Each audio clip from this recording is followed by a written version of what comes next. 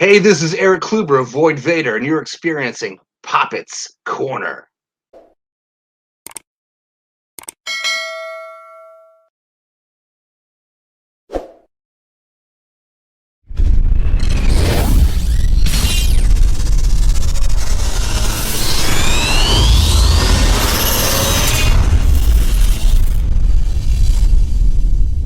What's going on, everyone? Welcome, episode 112 of Poppitt's Corner, and I'd like to bring on the first lady of the show, as you were my first female guest on, and I would like to please bring on again the wonderful Miss Jen Warren. How are you doing today? I am honored. I am fine. Thank you so much for having me. I'll get nice and close to the microphone. Absolutely. I'm not shy at all.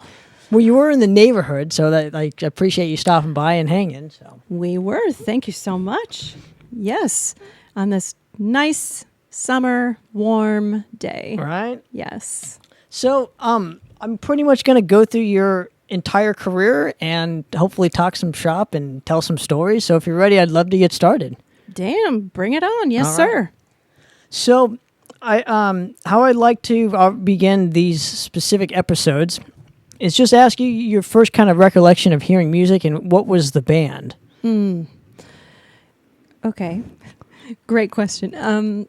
So with metal, for me, it was Iron Maiden changed everything for me, but that wasn't the first band I ever heard. So I'm the oldest of 6 children. I didn't have any older siblings to kind of guide my way through it. And my parents were really horrified by the thought of me listening to metal or anything with a scary monster on the cover, you know. And because my parents are musicians, but hey, those guitar players are playing the electric guitar so close to their crotch. How can this be good? Because they sang in a mega church for 14 years, and I'm grateful because I got a free music education out of that, and I'm very blessed that I went to a high school with an award-winning concert choir program. So every year I was in a choir 5 days a week, and then my senior year I had 3 hours of choir 5 days a week. And it really helped my ear training and listening to blending and harmonizing. And it's really come to help me now with songwriting, especially when I'm given guitar parts by our guitarist Scott. And now we have Tom with us in Subsurface Tension. And so I'll take that and work with it and come up with first like the root note of it, and then I'll come up with harmonies, and then I'll play with different rhythms and syncopated rhythms, and then I'll pull out the root note that I originally sang to try to come up with different melodic lines for it. But I'm getting off on a tangent here. I tend to do that. I end up in Ohio. You asked me a question. It's all good. But even before this, because you mentioned your mom and dad were in choir, they were teachers of it, did you say? So both of my parents are teachers. My mother's a microbiologist and works in a lab. She taught for a while, but her heart was really working in a hospital lab. And then my father, he's still a professor for computer science, and he's published over 24 books for computer programming. He wrote SQL for Dummies and Voodoo OS 2. I mean, a zillion other ones, but those are the ones I remember the most because he was working on those around the house. So he's still an online professor and teaches. He taught at Oregon State and even local here in Orange County. He used to teach at Golden West College back when they still lived down here. So, but my grandparents were teachers as well, science teacher, music teacher, and my grandmother taught me to play piano. Not great. I mean, she was a great teacher, but I was just too lazy. But she taught me violin when I was like 6 years old, and she taught voice. So it kind of comes in the family that way. But my parents, they just met at church because my grandmother was the music director at a Southern Baptist church in Illinois, right by University of Illinois in Champaign-Urbana. And so when my dad got his first engineering job in San Diego for an aerospace company, they just raised me through the church, and we went to a mega church in Orange County shaped like a star. And I got to be a flying angel there and learn how to to just sing and read music and blend. And it helps when your best friend is sitting next to you, who's like a year older and a way better musician than I was, and just listening to her like I'm her little shadow. And that helped me a great deal. But they sang in the TV choir for 14 years. And so I would be in the back of the rehearsals every Thursday night just listening for 4 hours, because the director back then was very strict and they couldn't leave until they got it right for the next Sunday. And so sometimes he would even keep them till midnight. And I would be like this 10-year-old girl sitting in the back and listening to like the 8-part harmonies over and over and over. They'd break it apart. And I just thought, I'm just sitting here. This is a part of my life. This is normal. But I didn't realize I was learning a great deal without even focusing, because I was just sitting back there hanging out for all those years. Now, I want to go back real quick to your grandma in specifically, and you know, how much of, I guess, an influence was she on you, like even just showing you new music? And was it contemporary bands at the time, or was it kind of like, you know, like, I don't know, Twinkle Twinkle Little Star, or because you said your first instrument was piano? Yes. Okay, and at around what, 5, 6 or whatever. And so I'm just kind of curious what she showed you at first to even getting you on the piano bench. All classical. She and my mother were into classical music, and it's just a basic piano book. And when I walked into our studio, Freddie and his brother Phil own a studio. Freddie's the bass player for Subsurface Tension. I walked in, and they recently expanded, and on the piano right there in the front door is the book, and it's red. It's like landscape, and I forget what it's called, but it's like the classic book that's been around for decades. And I thought, oh, I remember that. And I'm opening it, playing. It was what was in that book, but around the house, my mother was always playing like Bach, Beethoven, Rachmaninoff, Chopin, things like that. And so that became the norm. But then she also would play like Christian contemporary gospel music. And so I would run around the house singing that stuff too. And it was just, it's a lot of memories that I don't think about day to day. But then sometimes I go, hey, I'm going to go find some of that old Christian gospel music from the 70s, like Andre Crouch and Danny Bell Hall. And I'll play it and go, damn, I remember there was so much feeling in this music and so much passion, and that I tried to bring out that kind of stage presence and passion into the metal, singing now and then singing with the Maidens, just running around and smiling. And because we were always told in the choirs at the megachurch, the Crystal Cathedral, now it's called Christ Cathedral, they went bankrupt and the Roman Catholic Church purchased it. We would show up for rehearsal on Thursdays, and then they'd say, okay, for Sunday morning for the television to be televised, we want 2 things: big hair and smiling faces. Well, we'd come and sing too and do our parts, but that was the most important thing for television. Big hair in the 80s. Okay. So and we always had to smile no matter what, smiling like this. And sometimes I'll kid around and say, how come none of these death metal bands smile? I mean, I'm half kidding, but half serious, because I love opposites. And that's what was so great about the Maidens, or just doing like women in metal.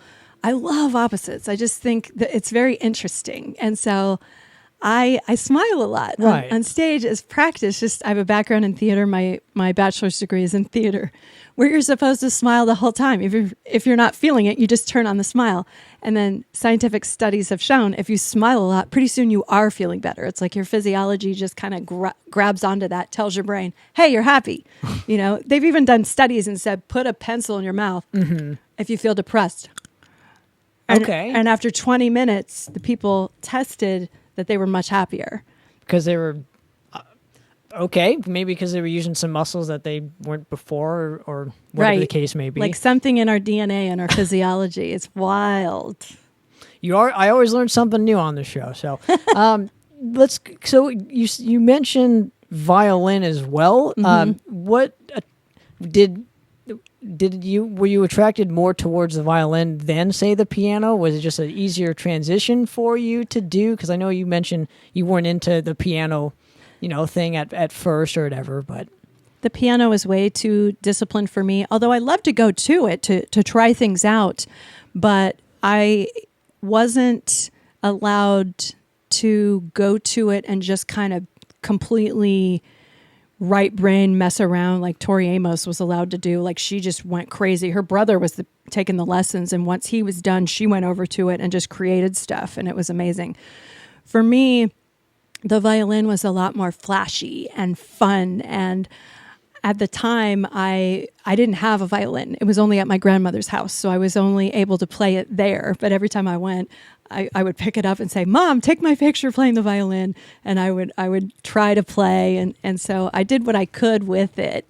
But we didn't have a violin in the house later until my oldest son was in school, and he studied it for about 3 years. Okay, now what were some of the bands you were kind of getting into, I guess, kind of immediately after this and transitioning maybe into your teen years or going into middle school or? Very good question. So I babysat a lot, being the oldest of 6 kids, and I would do chores around the house, and I'd mow the lawn and wash the cars and clean the house for an allowance. Like try diapering 3 babies for $1 an hour. That's brutal. But I love those babies so much. All my brothers and sisters, and now they're all grown up, and I'm so proud of them. But my babysitting money, my first albums I bought were Belly Squire, Cheap Trick, REO Speedwagon, Joan Jett, The Police. I got into them for a while, and then I gradually, once I heard I guess it was Motley Crue. They came out with the Shout at the Devil album, and it was very different. And all the kids at church were like really into it, like underground. And I thought, wow, that's a really different sound. Those guitars are distorted in a different way than like a Billy Squier album. So I explored that more. And then from there would get into the Scorpions and Def Leppard and... And how are you hearing these bands, per se? Were you listening to the radio and then the bands would come on and say, oh, I like this song, so I'm going to go buy the album? Or was it your friends showing you or MTV? Or, I mean, how are you specifically discovering these bands? I never thought of that way. So MTV introduced me into the rock stuff. I would get the Cheap Trick I got Foghat and Ted Nugent. And some of those I had to like get at the library or check out at the library if I didn't have enough money. But actually, now that I think back, it was the Crystal Cathedral Boy Choir boys who introduced me to like the Motley Crue, the Def Leppard, and I thought, this rocks. And then I would seek it out more on the radio and then buy the vinyl with my babysitting money and listen to that for a while. And you know what it's like when you can only afford a few, your parents don't want to buy these things for you. They bought me my stereo, but that was it. And you listen more and more. You just listen to that album over and over and over again. The days of vinyl where you lie down on the floor, you pull out the sheet and you're just reading the lyrics. And then when it's over, you listen to the whole thing in order. When it's over, you just start it all over again. And so you want to get more of that, but you don't know where to go. And until you start hanging out with kids at school and you see, oh, there's a Van Halen shirt. We had one kid in my school, La Quinta High School, who would go to Hollywood every weekend, and he would see these bands like Motley Crue and all those bands coming up at that time, and he would come back with the T-shirt. And it was cutting edge, and you go, oh, those are the cool bands to see, but I was a freshman. I wasn't allowed to go. And if I did want to see metal, I'd have to sneak out to go see like Judas Priest or Maiden or whatever. And what about the heavy music kind of did it for you, especially around this time? Because you were raised kind of, I don't know, conservatively in a religious household. So, I mean, what about the heavy music kind of did it for you at that specific age in your life? Well, the big shift was with Motley Crue, with not only the look, because I love the dominatrix look. I wore things like that later, and I still do. And it was getting into, so there were different levels of depth. So the Motley Crue, Scorpions, loudness Van Halen got me to that next step until I discovered Iron Maiden. And then my mind was blown because here was a singer who was classically trained, and the vocals were so melodic, and that blew my mind because from the T-shirts I'd seen from school, I figured They were death metal, even though that wasn't even a term yet back in the early 80s. And I just remember thinking I thought the music would be a lot darker and more scary and maybe not as accessible to me, someone who's a 13, 14, 15-year-old dorky, skinny girl wearing glasses who's a babysitter and a wannabe singer. And I heard it on the KLOS Seventh Day show where they play the whole show. They play the whole album, and I taped it. My mind was blown, and I just listened to it every day. And were you starting to notice your friends listening to this kind of same style of music, and that's kind of how you guys clicked? Or was it a thing where you were kind of like a loner and listening to this specific music and then venturing out to find others that kind of enjoyed the same kind of style? That's a good question. I was a loner, but I did have a best friend in choir who was a boy. And he not only loved Maiden, but he also turned me on to Merciful Fate and King Diamond and like Twisted Sister and some of these other, and to Kiss. He was a huge Kiss fan, which a lot of girls may not get, but a lot of guys will collect a lot of Kiss memorabilia. And I've been around someone who had a lot of that. And as a marketer for my day job, it's brilliant. I've got to hand it to Gene Simmons for what he's done with his brand, their brand, for that. So, I'm sorry, what was your question? No, I was just curious. I'll end up in Ohio. I was just curious if you were starting to kind of see other people getting into this kind of music and kind of having your own clique now, because you mentioned you were kind of a loner, and I'm just kind of curious when that whole thing kind of started to shift for you and you finding friends and going to concerts with them and whatnot. I had a few friends in the music department at my high school, but there were also cliques amongst the cliques at my high school. So being a woman who is really into metal was more rare. Well, and this was like kind of hard rock at this specific time. It wasn't like full on metal. I mean, it was just kind of starting. So maybe into like the heavier style of music at this time, would you say?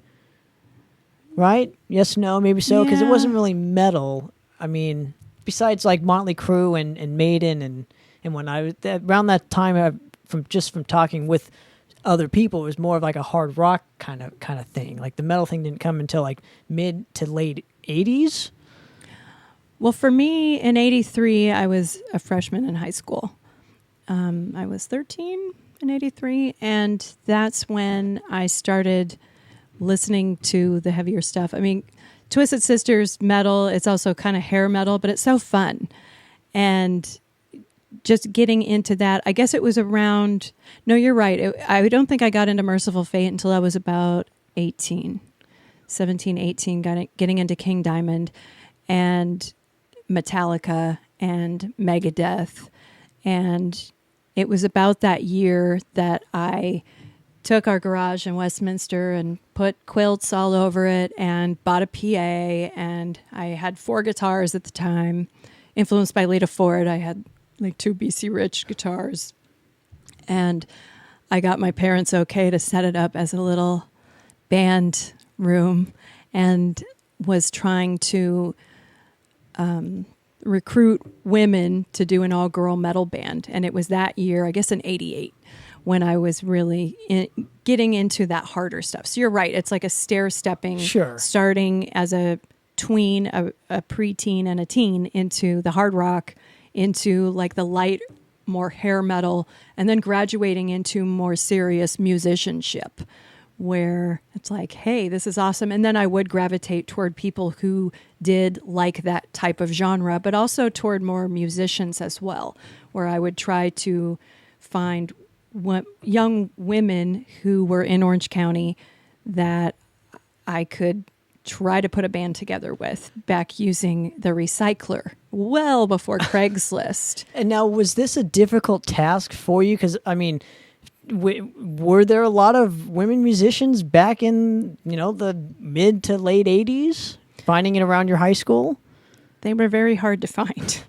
I had one female bass player right around the corner, like 5 doors down, and that was really rare. And we tried putting something together, and I put ads out on the Recycler hard copy newspaper, and I got some responses, and I did meet some women through that in LA and Orange County. But I also got a lot of sickos contacting me, and the worst, well, there were 2 kinds. One would say, yeah, little lady, we've got a band for you. We need a guitar player. And at the time I had ads out I was looking for a band, but I was also looking for players as well. And back then I was a decent guitar player, not so much now because I don't practice every day for 2 hours a day like I did back then. Back then I was serious about my guitar. And so I had an ad out for a vocalist or guitarist. And I get a call from a guy saying, yeah, little lady, go ahead, and what gear do you have? Oh, okay, you have a Marshall half stack and you got a PA. You got 4 guitars. Oh, and one's a Rickenbacker guitar? That's rare. Okay, go ahead and pack up all your gear. We're going to need you to bring all your gear to your audition. And yeah, it's going to be at night. And by the way, we live down a long, dark dirt road. So here are directions, blah, blah, blah.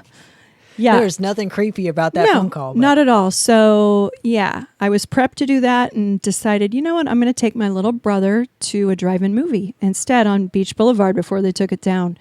Because something doesn't seem right about this. But I had no older siblings to say, what are you, crazy?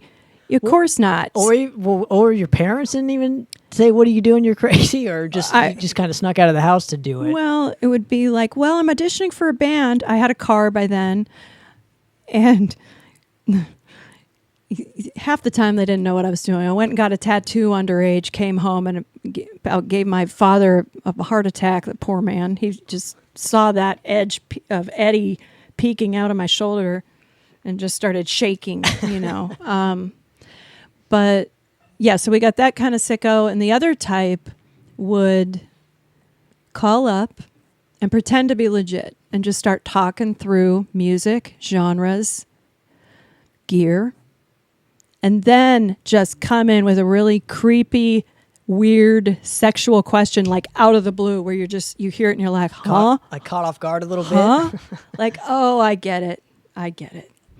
You're a dipshit. I get it. Interesting. So it's why an all-girl band? What was the kind of the influence to do that?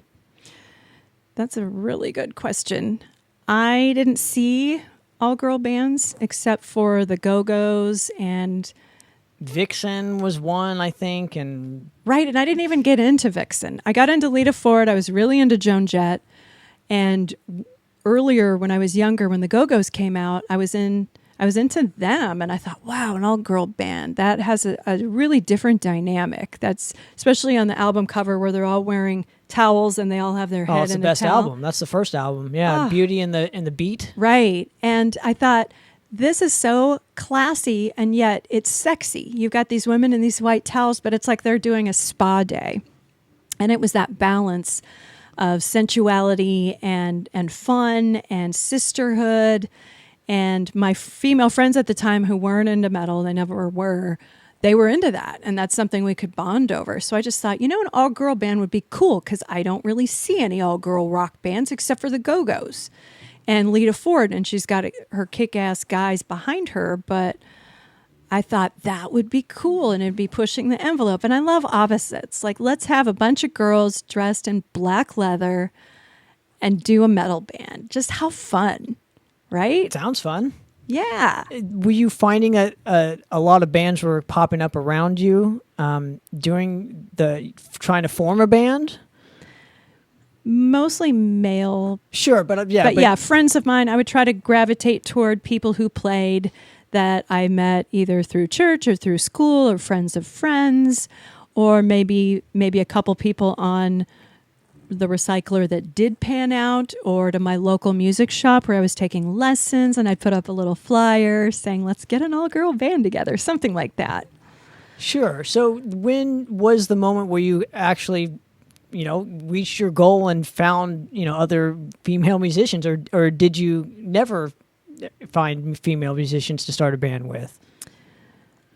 I found female musicians to attempt.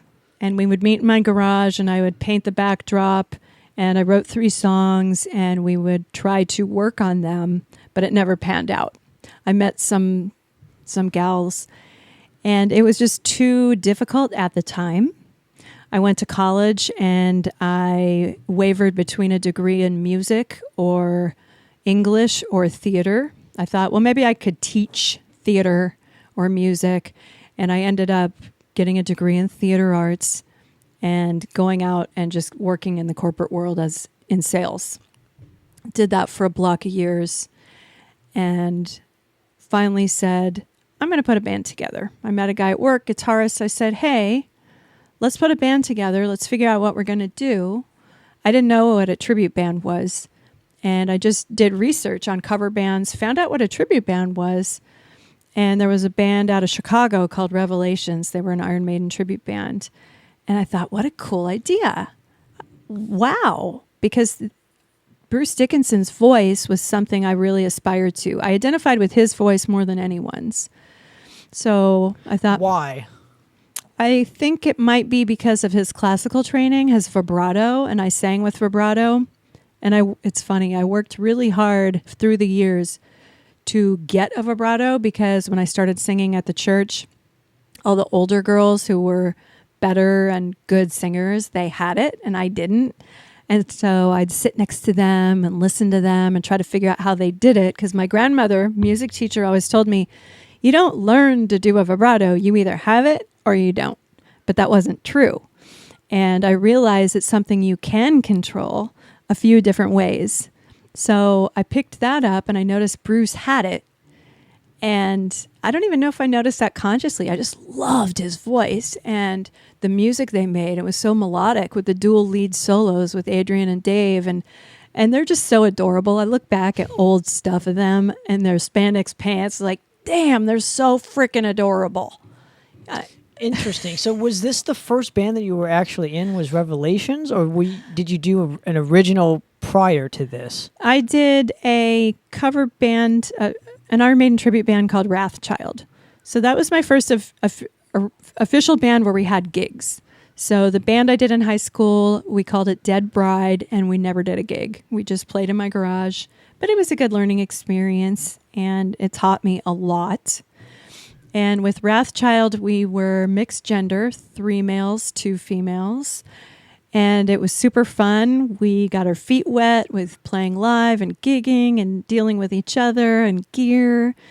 And then after one show, one of the guys was joking around. It was at the Gas Lamp in Long Beach. He said, you know what? It was James Moore.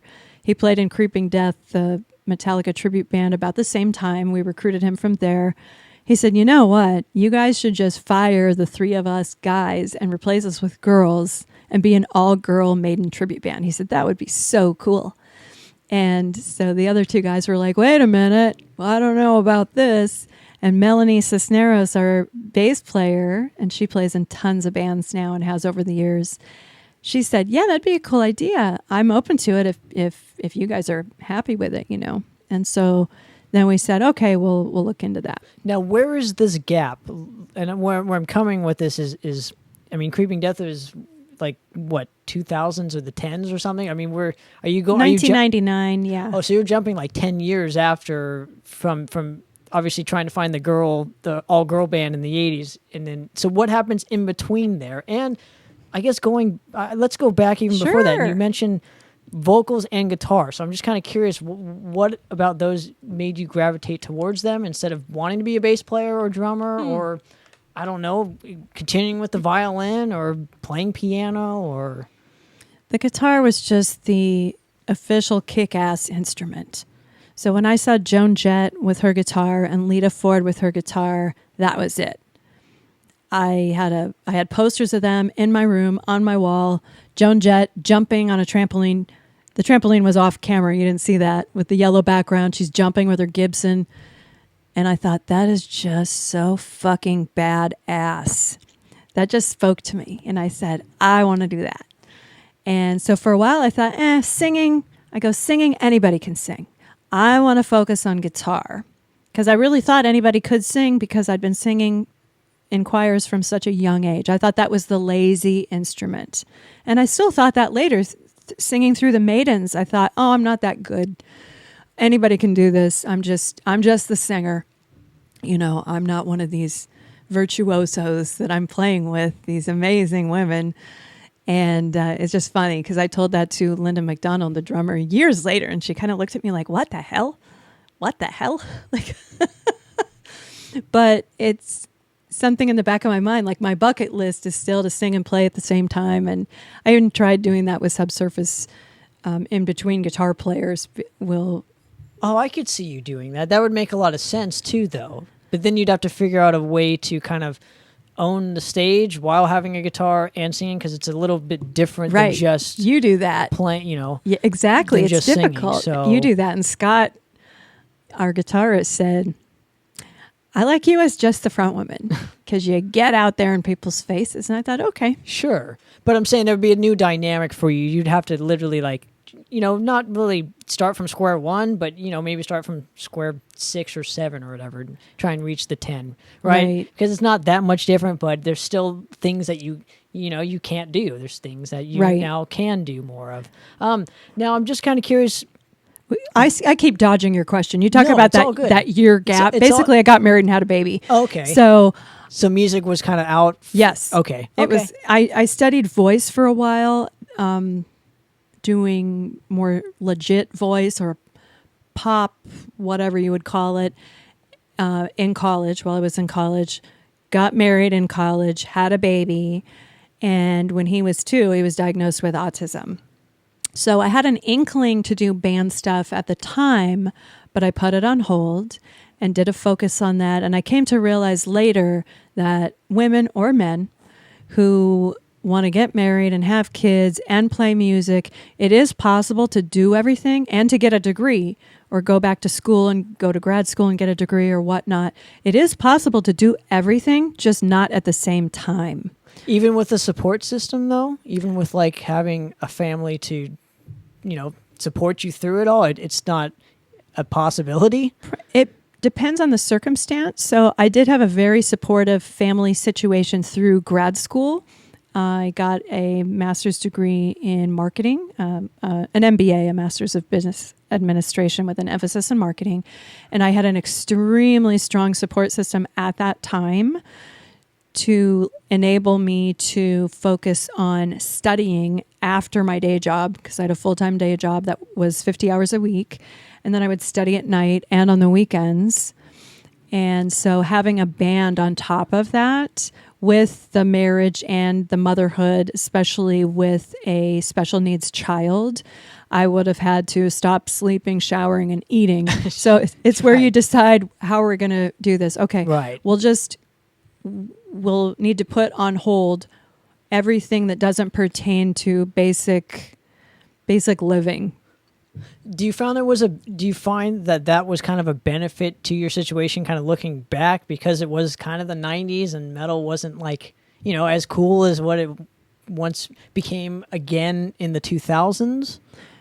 Yes, it was changing. It was grungy, and I liked some of the grunge, and then some of it confused me, or I couldn't understand the lyrics, and that would confuse me because some of the lyrics were rolled out very fast, and I would try singing along, but I had no idea what they were singing or saying. And later I would look in the lyrics and say, wow, that's what they're saying? I had no idea. I still liked the music, but it was something that I just listened to from afar and maybe had a couple of friends who were musicians in college, but it was something I just put on the back burner and didn't even think about. I thought, well, maybe I'll do that again someday. Right now my plate is so full. And I've seen other women talk about this. A cousin of mine got her PhD and she had 2 kids and she thought, I don't know how people do this. She goes, I get it. They just don't do it all at the same time of their life, so that once they turn, let's say 95 on my deathbed, I'm hoping, knock on wood, I can look back and say, look, I've done all these things. I just didn't do it at the same time, but that's okay. I was still able to fit in these bucket list items and balance them, because I did want to be a mother. I did want to be a wife and be able to have that lifestyle that we're kind of brainwashed as women, as girls, the Cinderella complex, to kind of want, because we think that will give us happiness. But we don't know until we live our lives and go through and look back and say, wow, I did get a lot of happiness from those things, even though they ended in divorce. But I also get a lot of happiness and mindfulness from playing live music, because when you're playing live music, you're right then in that moment. Like live theater, you'll never get that moment back, and that magic that you're sharing with the audience, and the excitement and the euphoria, because half the audience is drunk from libations at the bar. The other half maybe not so much, or they can control it, or they're non-drinkers like me. And it's just sharing that. I think one of the reasons why people like to go to bars and listen to music and drink or get stoned is because they're trying to get closer to some type of a spiritual awakening, some type of a higher power. And it opens the mind, and it enables people to do that differently than just going to a 9-to-5 job as an accountant. Sure. Or something. Now I'm kind of curious with you and doing, what do you get more from, what do you get that's different from playing in, say, like a Maiden kind of band, or even just playing a live show compared to like a choir? Like, what is the difference between, what are some of the differences that you get per, singing in a choir than playing, say, at a rock show? Damn, that's a really good question. Whew. Good questions. Singing in a choir with 8-part harmony or 4-part harmony, especially doing madrigal classical pieces that are a cappella, I felt a spiritual experience with that, because you or I, anyone who does that, is recreating music that is 100 years old, 200 years old, and we don't have MP3s of these pieces of music from back then, and all those composers are dead. So to recreate that in the spur of the moment, to listen to the ebb and flow of not only the harmonies, but the crescendos, the decrescendos, which are the volume going up and down, and you're doing it live with these human beings that you know and you've been working with. There's an incredible feeling of camaraderie with these human beings, and then you're sharing these sounds with the audience, whoever's there, whether it's a church or a choir competition or just a show for your parents, for your family. It was very special. It did have electrifying feelings to it, and that electrifying feeling is a lot larger in a rock show. Now, why do you think that is? Just because there's blaring music, coming out of the background, and you have to kind of sing on top of it, rather than you doing an 8-part harmony where you're kind of more in the shuffle of things rather than being out front, I guess, is what I'm saying. Being out front as a singer rather than kind of being a part of something bigger as a singer. If hopefully I'm making sense. No, you are. It's interesting because for both of them, you could be out front for the choir, if I had a little solo piece, or fronting a band as a singer, being out front. If you've got a good mix and you're on top of the mix, sometimes we're not on top of the mix, and I don't know this until I've seen video, and you realize, wow, I'm right in there. I could have completely screwed the show up and nobody would have known.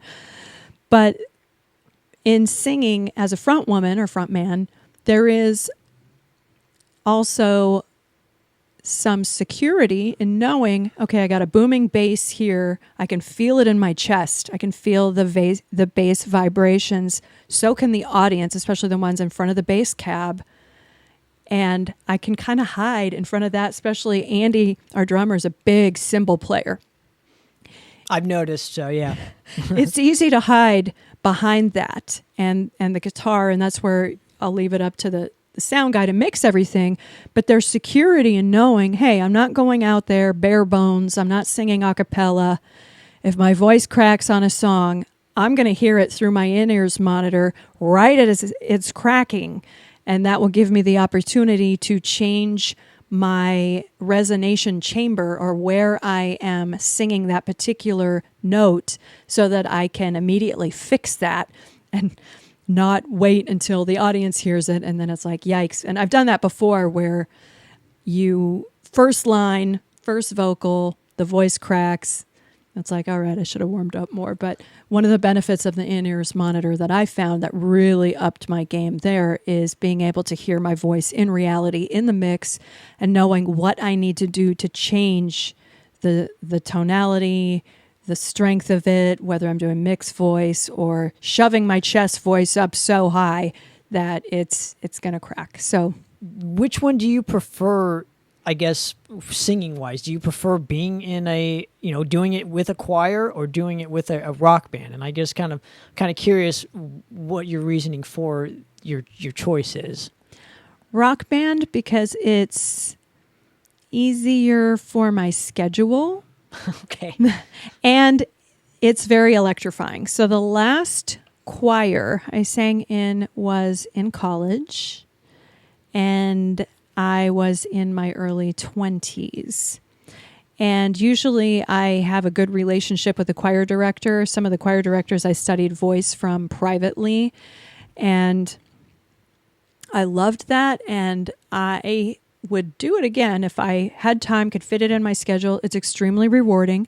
Anyone who wants to improve their voice and or harmonizing and or reading music, I highly recommend joining a choir. And it helped strengthen my voice immensely for that reason.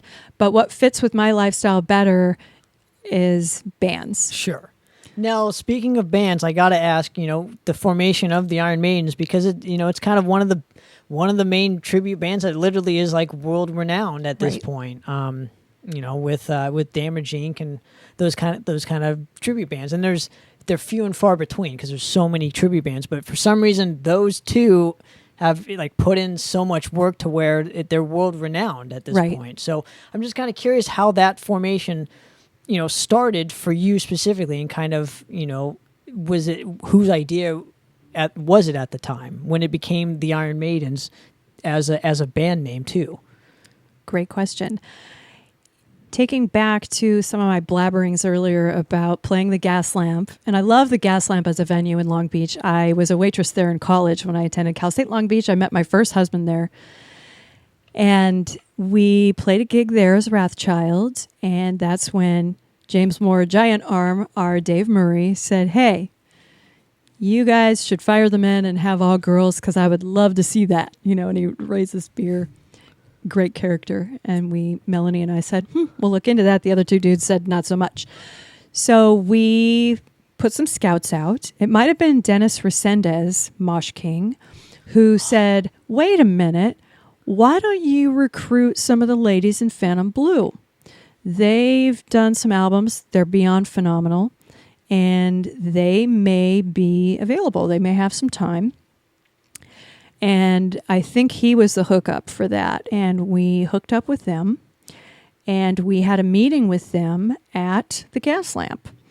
And we sat at booth number 3. And the booth is still there. I love that. I sang at an anniversary, the 18th year, and I said that booth right there was where we sat down and decided we're going to do this. And so we had Linda and Josephine on one side of the table and Melanie and I on the other side of the table, and we talked it through, and we talked about goals and background and what we were looking to do, and there was just a nice synergy between us. And so we said, well, let's give it a shot. And we have to come up with a name. And we thought about it for a couple of weeks and thought of Iron Maidens. And someone said, well, why not the Iron Maidens? And I don't remember who came up with either of those, but the Iron Maidens sounds like it would differentiate the band more than just Iron Maidens, which is very close to Iron Maiden. So we selected that. Melanie designed the first logo, added the S, added the THE. She came up with the yellow Eddie Pac-Man face with a bow and the eyelashes that later I spray painted onto some black pieces of fabric, and we put that there as amp covers and sprinkled glitter all over the garage to add a little glitz to it, because I always wanted to add that feminine side to Maiden, because I hear their music as feminine. Maybe it's that progressive metal, progressive rock sound that they have, but it's that tone that Dave Murray has as well, that very round tone that's just so fluid. So that was okay. And going off of into the, I'm going to now shift my focus into the Iron Maidens kind of story in your career here, and just ask, because I never got to see you with the Iron Maidens. I got to see, you know, what they are now, and I'm just kind of curious if you were doing more of the Diano thing, and because obviously now there's quote unquote Bruce, right? Right. But I'm just kind of curious, were you more focused on the Diano era, or just all of Bruce Dickinson and kind of nothing else? At the time, we only had 2 or 3 Paul Diano songs, and we started to do I added a couple more to my repertoire. My comfort zone was Dickinson. Okay. And that being said, I had an alter ego, Paulina Diano, when I would do those songs. And the black leather and his whole persona was so different than Bruce.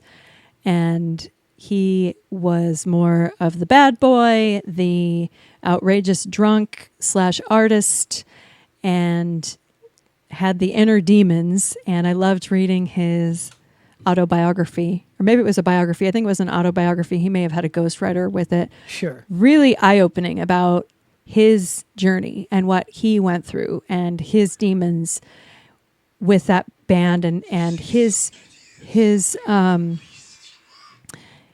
whole take on it was, I'm more of a punk rocker living life on the edge, and where he clashed with Steve Harris was that Steve looked at it as a business, which he had to. If he hadn't looked at it as a business, it would not have, they wouldn't be where they were today. Sure. Brilliant businessman. And so I know they clashed over that. But yes, I did Diano more to round out our set.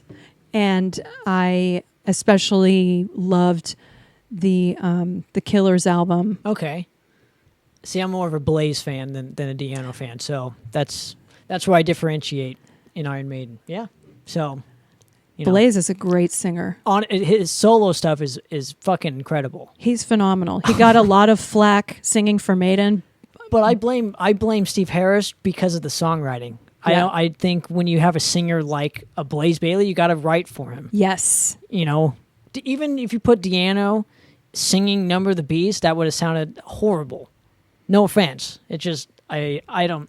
He would have yelled half of it. So sure. Because he's a punk guy. So it's a lot of yelling tones. Right. And that's why the 2 Maiden albums kind of fit his vocal style. Exactly. Right. So if you gave him, you know, Revelations to sing on, it would have sounded like shit. Exactly. In my opinion. I'm just speaking for me only, but right for your singer. Correct. And I feel like with the Blaze era, he got the shit end of the stick because Steve was kind of, you know, his dad had died during that era, and, you know, he was writing more progressive stuff, and Blaze is just not that kind of a singer, right? And plus, their marketing possibly could have been better, but I'm not going to judge it. I mean, I'm a marketing person, so I'm always looking at what bands do from a PR standpoint.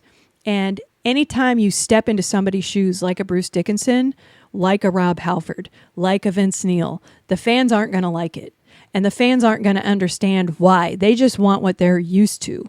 So it's incumbent upon that band to work as a unit and say, okay, how can we work together to turn out something new and so mind-blowing that this new singer will be accepted and not just thrown under the bus? Like John Corabi, great singer. They weren't going to accept him because they wanted Vince Neil, even though John Corabi's pitch is much better than Vince Neil's. And he's also not a piece of shit like Vince Neil. But that we'll too. get to that's another that's another story, right? But even Brian Johnson and Bon Scott, I mean, Right. it's again that it fit the style. So I'm just saying, Right. with you specifically, I guess you focus more on encompassing both kind of aspects, and it's just really interesting to see what they've become nowadays compared to then. So I guess in your opinion, starting out, what is the main difference between then and what they kind of became? Oh, the Maidens? Yes. Oh, the musicianship over time is much. They're tight. They're fast. Okay, so not to say that the original lineup were not tight. We had phenomenal musicians, but we were only 1, 2, 3 years in before I stepped down. So we were as good as we could have been with rehearsing once a week and being in our 20s to where they are now, which is a finely honed machine, and they've gotten everything fine-tuned, not only so they are tight, their tempo has sped up. And I know this because I sat in, I think it was 2014, 2012, maybe 2014. I sat in with them on The Trooper, playing at a club in Corona, and Jack Lew was there and captured it. And it's great because I have like short brown hair, a Karen haircut, a short Karen haircut with dark brown. I look like a soccer mom. And I showed up because they said, hey, come out and just sing The Trooper, sing a song. And I thought, okay, what the hell? I'm not rehearsed. I haven't sung this in forever. Well, what the hell? So I show up, and Linda said, I didn't know what to expect. She said, I was expecting all the metal and this and that. And I just walk in like, hi, I'm a soccer mom. I'm going to sing The Trooper in jeans. But it was fun. It was great. And I went up, I sang the tune. I remember all the words, thank God, because that's brutal. If you mess up one word for a tribute band, they'll skin you alive. It's a lot of pressure. It's much less pressure doing my original songs with Subsurface Tension. Sang the song, came back out, and I told Linda's husband, OMG, the tempo is way faster than what we played back when. And that makes sense because we all had just a couple dozen gigs under our belt, and learning and still getting our gear dialed in, and before any endorsing situations, and yeah, they're a finely well-oiled machine. And when I sat in with them for the 18-year anniversary at the Gas Lamp again, that was special. I got to see even more so how they had evolved. They all have their own in-ear monitors with each separate in-ear box. And then it's all managed by the side of house guy who's got it all on an iPad. Very professional, the way a professional band does it. And dialing everybody in so that during any part of any song, Courtney can just look over and say, I need more of this, I need more of that. And it's super efficient. Absolutely. Now, when did the decision for you to kind of step out of the Iron Maidens come into play? It was one of our tours was very difficult. So we were set to leave the day after Thanksgiving, and I was a young married woman. And what year are we talking, if you don't mind?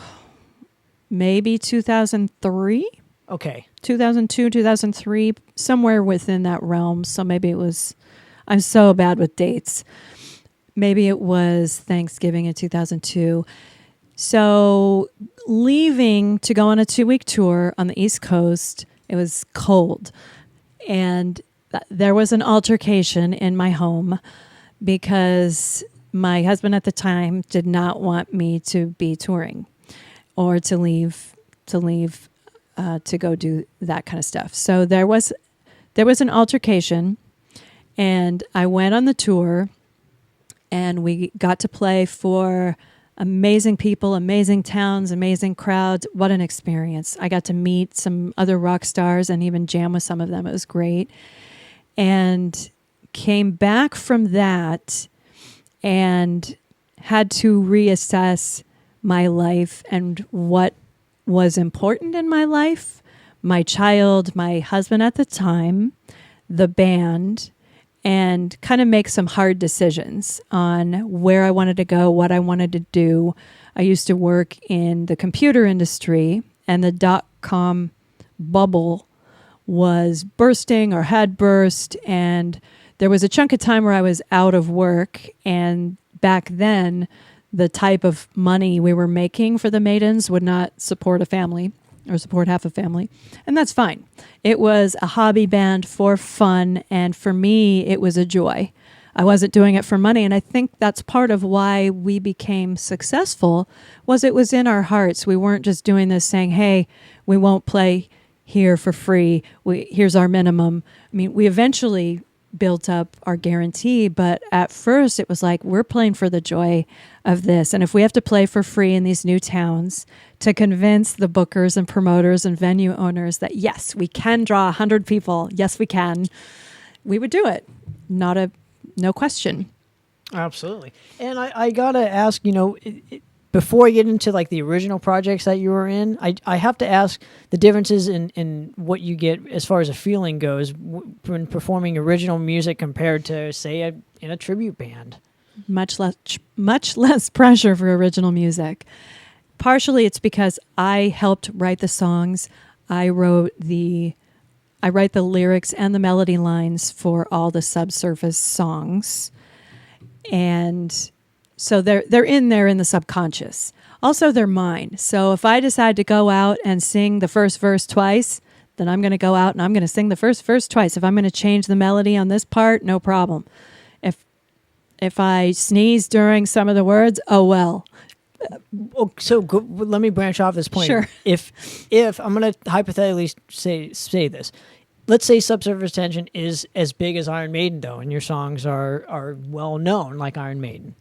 What is the pressure going to be if you're singing the same verse twice? I mean, it's essentially kind of the same thing, don't you think? Yes and no. So I've heard Bruce do this on some of his live tracks where he'll go in and he'll change the melody and he'll flip around, like Ace is High, he's done. He'll flip around the words. And if you're a diehard, you'll say, well, that's different than the studio recording. It's like, well, it's Bruce Dickinson. He's going to do whatever the hell he wants. But also, after that time, Bruce has toured a gazillion shows, and so they're in his brain, and if he wants to flip it or doesn't want to flip it, he's probably like, who cares? Nobody's going to care. Sure. So, sure, that would be great if we ever got that big, and thank you for even suggesting such a thing. That's very flattering, but it's a lot more pressure to do a tribute band and to do it right. And let me tell you, going in and just singing one song with the Iron Maidens as a guest, I'm 10 times more nervous than if I just go play with Subsurface Tension and we just go do a show. Maybe it has something to do with because you wrote the song, so you can have more kind of leeway in kind of flubbing them. Right. And because you kind of wrote them already, so maybe there is some kind of that in there. But so what made you kind of start an original project after getting your life back together? That was always my bucket list. My ex-husband, who fronted Creeping Death, tribute to Metallica, but they only played the old school stuff, and they were starting to retire right when Damage Inc. was coming up. And it was great because at that time, Metallica was coming out with new material, and they didn't want to play it, and the crowd would ask for it, and they'd say flat out, go see Damage Inc. They play that. They would plug Damage Inc. and say, go see them. They play all eras of Metallica, and it's funny because Damage Inc. has two brothers in it, and so did Creeping Death, the front man and the bassist, and they both had that similar thing. And I thought that's such a cool coincidence. But your question was, what was it again? When you got your life back together, why an original band? Bucket list, right? Bucket list, Sorry, yeah. Early onset Alzheimer's here, knock on wood, I hope not. It was always my bucket list, and my ex-husband, who fronted Creeping Death, had an original metal project, and he was a great songwriter, and he could write very easily. And I always envied that, and I thought, man, I want to be able to write like that. And I thought, well, maybe I could take those songs and I could sing them, but it won't be the same, And I didn't have confidence with my writing. And even with starting this stuff, I'd say to him, hey, can you help me write this stuff? And he's like, you don't need me. You can write your own stuff, But I needed that confidence and to actually try. And so I eventually did. getting some bare bones guitar parts from my guys, taking that and working with it to the point now where we have a formula that works, and each song we writes more easily, kind of writes itself following this formula. But just bucket list. I wanted to be able to be a songwriter, be a singer-songwriter, because I didn't feel legit just doing covers. Not that there's anything wrong with a cover band. I have a side cover band, which helps my chops. It helps my stage presence.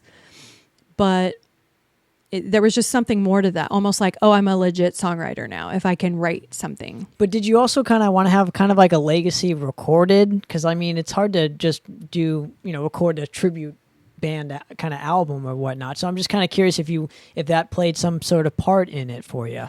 A bucket list is to record and finish an album, like one whole album, vinyl, not vinyl. Jeff Fonstock always wants vinyl from me, even if it costs $5,000 and I only sell two vinyls. Yeah, that's a bucket list of mine. Okay, so there's certain goals obviously within this one bucket list, kind of thing for starting an original band, right? So I'm going off of this point. When did Surface Tension, I have to say Surface Tension, kind of form? And was this the first original band after the Iron Maidens that started? Good question. So it was my second original band after the Iron Maidens. I had been working in the corporate world, doing the mom thing, doing the wife thing, and said I was divorced at this time. And I started getting antsy. And so I had left behind a lot of my old musical contacts, musical friends, and I just started looking on Craigslist for bands needing a singer. It's much easier to just slip in and try to put something together with people who don't know each other. There's not much glue there. It helps if you have people with a history. So I found a few bands. I auditioned for one or two, and I found a band called Neighborhood X, and it was a punk and metal band, cover and original band. So it was really great training for me to get back into it, getting used to what new gear was out now.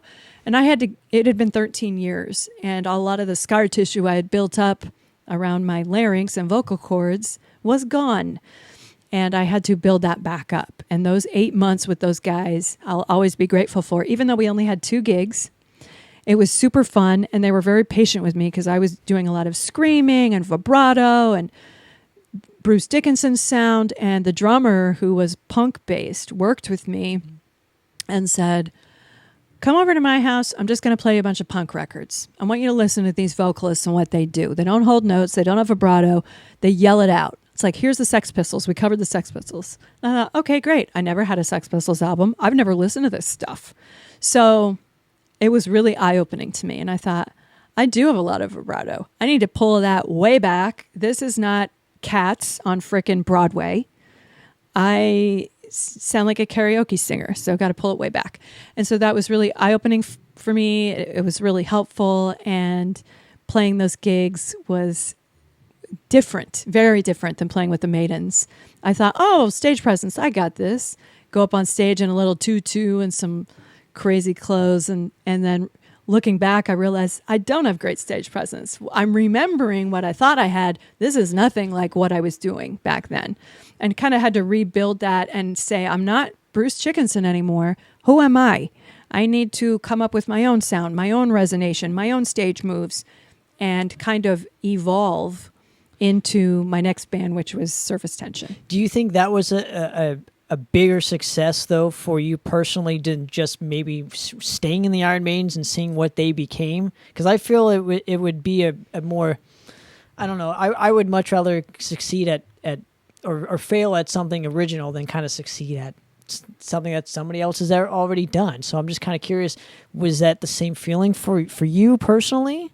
For the Neighborhood X band? Sure, or just even kind of branching out on your own for an original project rather than sticking in a tribute band. I did feel like it was a magical door opening for me, even though we might play the Doll Hut for 4 people, and those 4 people are the door guy, the sound guy, the bartender, and my boyfriend, Junkman from KNAC. Sure. And so it was humbling, but also I had to learn and come face to face with the fact that if people don't know the music, they may not want to come out. You can market the hell out of it. And if they don't know the music and you don't have the relationships, sometimes it's the relationships with the local community to get them to come out. But it was just so exciting to play original music. And after I had performed original music for the first time, I just got all shivery and thought, oh my God, I just performed original music. This is amazing, because that had been on my bucket list for so many years. But even, did you have a record out around this time with Neighborhood X, or were you just kind of a demo at least? I mean, how do you get people out if you don't even have like a demo or something to kind of say, hey, this is what we sound like? Good question. Those guys were much younger than me, and they knew the whole social media thing, which I was just starting to dip my feet into that. I didn't really know about it. And so they would promote through social media, and I'd make stupid mistakes. Like I would create 5 different invites on Facebook, and they'd go, why did you do that? And I'd say, well, because I wanted each invite to have each of these 5 different pictures, because we went to all the trouble to have these pictures done, and I wanted these 5 different flyers. He goes, you can just like change the picture every week or every day on Facebook, right? And I said, nope, didn't know that. And they go, you can schedule your posts so that you can just have it pop every 24 hours if you want to, right? Didn't you know that? Nope, didn't know that. So they helped teach me, because two of them were millennials, and I'm this old lady, and so just learning and just said, okay, I'm learning. It's all good. Okay, and going off, we established kind of the Neighborhood X thing and transitioning into Surface Tension. How did you find Scott and the guys? Good question. So my ex-husband, Bill Warren, who fronted Creeping Death, his buddy, Joe, played guitar with Andy, or knew Andy forever. They come from the same neighborhood. Andy's a drummer. And so Bill and Joe played a couple of gigs with them under their old name, and Bill sang and Joe played guitar, and then for a while Joe sang and decided, I've got these other music projects. I don't have time for this, but they're all great guys. And he said, I don't want to leave them high and dry. Who do we know who could be a singer for this type of metal? It's old school metal. I've been told old Maiden, Merciful Fate, you guys sound like. And so Bill said, well, Jen, that's a no-brainer. This music is exactly her style. So he had Joe text me, and it was right at that weekend that Neighborhood X had split because our guitarist was getting married and going to have a baby. And what year are we talking? Oh, God. I don't know. Well, I've been with them for almost 4 years. So 4 years. Yeah. Something like that. So around 2016, 2017, you got the phone call? Yeah, I think it was 2017. And Joe said, hey, this band needs a singer. You'd be a good fit. Then I said, perfect. My other band just disbanded. And met them, got together. They played their songs. I had very little prep. I just tried to come up with something on the spur of the moment so they could get my vibe. They could see me. I could see them over in Santa Fe Springs at Holloway. And it clicked. So right then Andy goes, well, do you want to play a gig in 3 weeks at the Doll Hut? And I said, what? Okay. I'm going to learn this songs here. What impressed you about their originals, though, to join them, to say yes to joining them? Well, Andy on drums is the backbone of the band. He has the personality of a magnet. He's a healer. He has the energy of 3 guys half his age. He's the backbone first. And then Scott is just a big, lovable, hilarious guy. Has very dry humor that I get. And that was great. Humor's a must. And then Freddie is an old soul. You look into his eyes and there are many lifetimes there. I just felt very comfortable with them. And also they have the glue. So they had been together for 3 years doing that project. And then Andy and Scott knew each other decades ago. Anytime you have glue like that, you increase the chance of your band staying together, whether it's taking 2 people from this band and 3 people from that band. You put that glue together, it helps when maybe tempers flare. It's like, oh, he's just doing his thing. That's fine. What did you bring differently to Surface Tension than what they had kind of prior to you, besides your marketing and your vocal style? Good question. I met a couple of their singers that they've had a few singers over the years. Well, let's see. Marketing, vocal style, zaniness, crazy sense of humor. Everybody tells me I'm crazy constantly in a good way. The men in the white coats haven't come yet. But I'm saying, like, I guess where I'm going with this too, did you bring in more contacts for them? Did you get them in a recording studio, say than what they couldn't at before you, or want to record a record and you knew how to do that at that point and maybe they didn't, or did you bring any of that to the table? Good question. What intangibles did I bring to the table? Well, marketing and singing were my strengths. Sure, definitely. Sure. Beyond that, they had recorded a demo and it was awaiting vocals. And I thought, well, let me just slap some vocals on this. And they said, nope, let's do it right. Let's start over. Let's record somewhere else. And so we recorded a demo at OC Sound Studios that Freddie owns. Freddie's a bass player. And they have great capability there because they have a studio for people who want to do their own podcast, who don't know how to set it up, or they just want to go there to record the podcast. There's a producer there for that. They do demos. They do record recording there. They also have hourly studios and lockouts. It's like a one-stop shop for a lot of stuff. And they're great guys, Freddie and Phil, running that place. So we did a demo, and then we started doing recording with Nico from Scars on Broadway. Thank you. And he was really great at pulling my vocals out, at getting what I needed to do down. And that was great. Yanni did the tech stuff, and he was great too.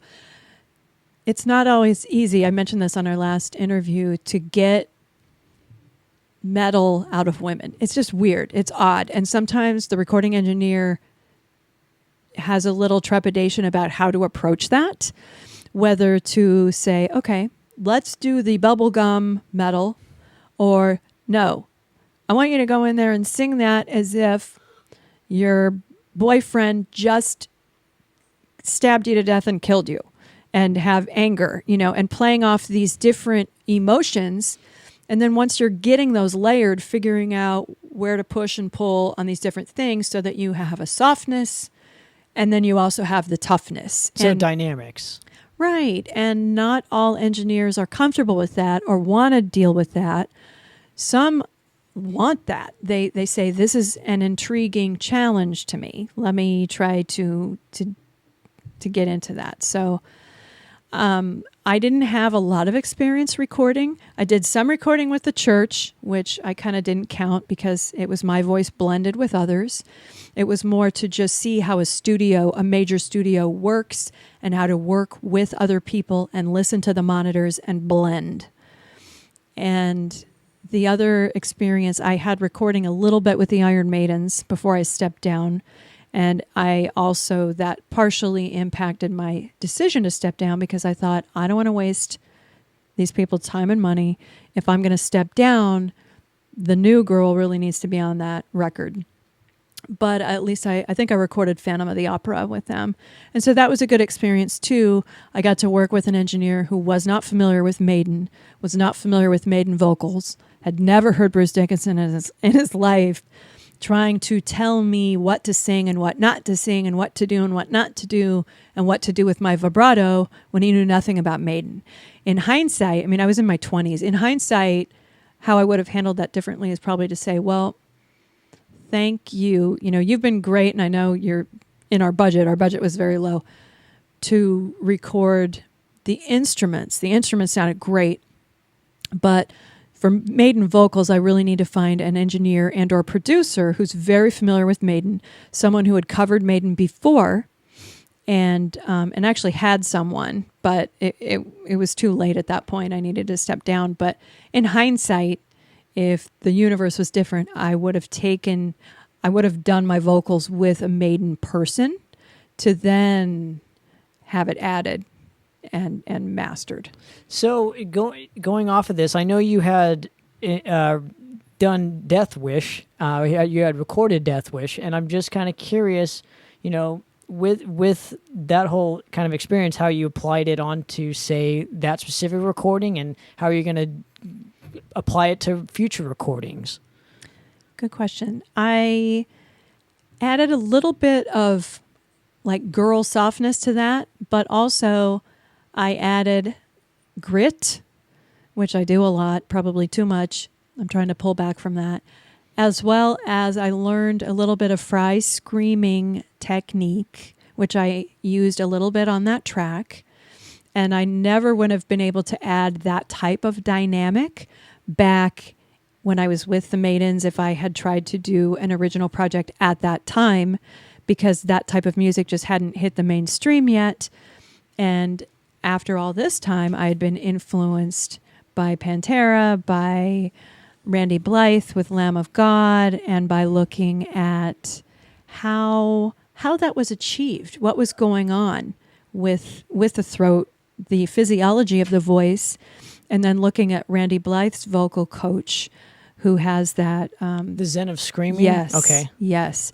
And we got that. I looked at that, popped in the CD, practiced to that, and it had me look at an entirely new way of doing vocals, which I'm sure you've studied the hell out of that. Your vocal style is utilizing those techniques. And so I tried to draw from those. I want to use those more than my bandmates might want me to, because they want to keep it more melodic. But yet I love that edgy, dark piece, and trying to balance that and still be feminine. Well, but you have to have, it depends on the style of music you're playing too. So the guys have to kind of write for that kind of style, right? If you're playing melodic, chances are you're going to have more space in the actual song itself or the overall sound.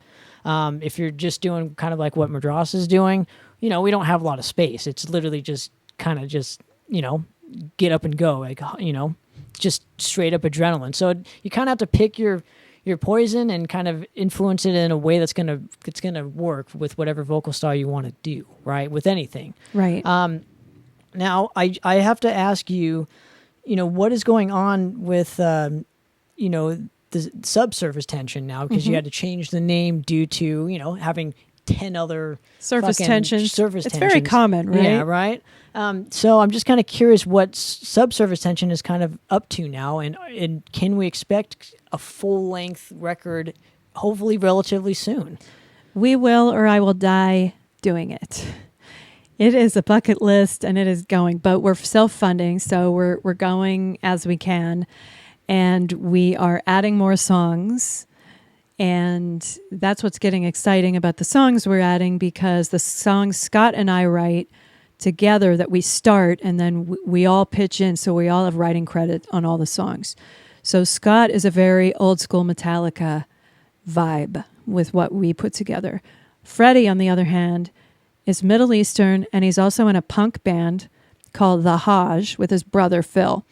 And what he writes is very fun, punky, different tempo, a lot of breaks, and we've started writing together as well, and those songs have a different vibe, but they've woven into our set, so they all kind of come together somehow. They're very peppy. But yes, we will, and sometimes because we all have day jobs and we all self-fund, and we set aside cash for recording time, and we kind of have to self-motivate each other for that. But yes, we've written a chunk of more songs, so it's like, dudes, we've got to get down and do it. I mean, somebody's going to have to whip you guys into shape to do it, and so you can keep kind of not having to take, say, 10 years to make another record, right? Because a lot of bands suffer from that. They need that motivation. They need the bad guy, as I call us. You know, you have to have it, unfortunately. And independent record companies don't want to touch you if you're not motivated to finish something in 8 months or less. They don't. They want to see self-motivation. Like Huntress, they got signed after they did an album or two, and then they self-funded this kick-ass video, and then they shopped it around, and they got picked up because it kicked ass, and plus they sounded phenomenal. Sure, and a huge rest in peace to Joe. Now let's go before we get out of here. I want to thank you again for coming on and hanging and telling your story and whatnot. And I'm just kind of curious where people can find anything Jen Warren related, Subsurface Tension, anything. So what are your links? Sure. We are at subsurfacetension.com for our .com, and we're probably mostly on Facebook with our events and our updates. We also have Surface Tension Metal on Instagram and Twitter. And I would like to take this opportunity to plug our merch, which is on Teespring, which is now rebranded to be Spring. And our other projects. We have a side heavy metal project called Tits McGee and the Porch Pirates. And Junkman actually came up with the name. And we play fun covers, bands we like King Diamond and Grim Reaper and Judas Priest and the Runaways, Doro, stuff like that. And it's just fun. We dress like pirates, and we've got a treasure chest. I throw chocolate coins out to the audience. It's a great time. And so our other projects are called Our Dying World and Thrown into Exile. That's our new guitar player, Tom. He's got 2 projects, and the music is really heavy. We're really blessed to have him on guitar. Freddie has the Hajj, and that's it. We were asked to be on Hood's Got Talent 2. Oh, right on, with Diego? Yes. From MX Machine? Yes, Diego Negretti. Candle Power Records as well. Candle Power Record. You're good. Well, we were on part 1. There you go. We're hoping to put Death Wish on that. We have another single that we've been like timing to release, and it's like, let's just release it. That's good people to know. Big shout out to Diego who's watching and listening. So yeah, he's done a lot of stuff. And also just shout out to OC Sound Studios, where we have our lockout. They've been so good to us, and they lock out a bunch of other great bands like Elvis Simmons and the Memphis Strutters, some friends of ours. They're also a theme band. They play metal covers.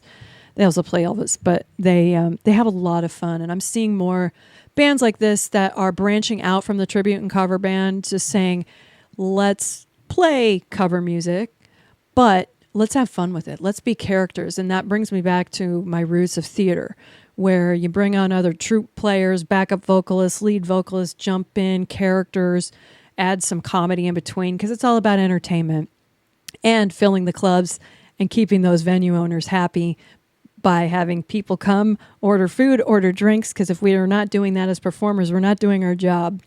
So that's it. Miss Jen, thank you so much again for coming on the show and hanging. I really do appreciate it. Another episode of Poppitt's Corner, guys. I'm out. Cheers.